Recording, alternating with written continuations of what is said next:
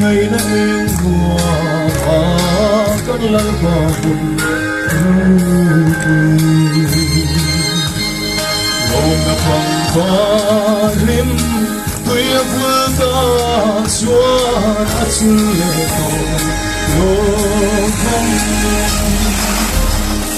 lô mình na kim ta mình không và nắng nhớ qua lúa sông sông tên ngày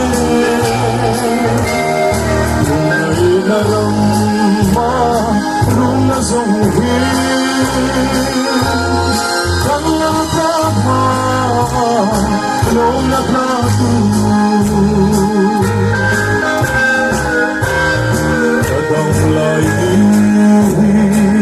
ta pha sông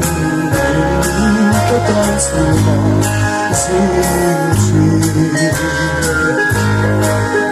ta sulam ta trên về hun chuan ta ngay lòng thọ về lên na tin ta mình khóe mong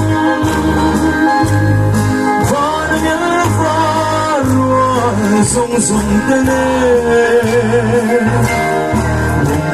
là lòng ma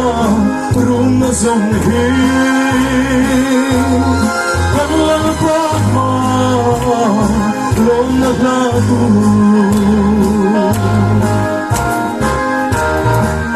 suram khô bụi lòng su ban dè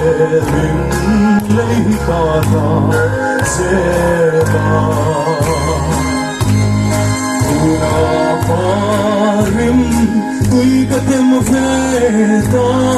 ô và ô ô mình na kim ta và mình khóe mong và nắng nhớ pha lúa sông sông tên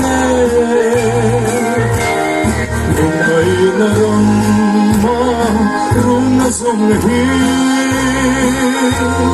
căng la qua ma lô na la tu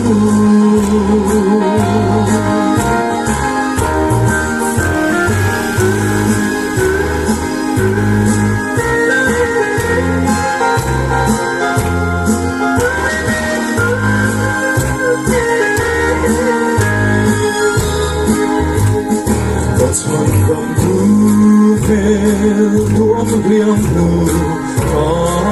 ala churpon sunna ore don kan sa tien long nan hallelujah amen loi min na kinna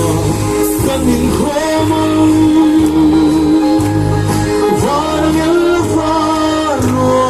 sông sông tên lùng ấy là rồng ma rung na sông hiên căng la qua hoa lô na la tu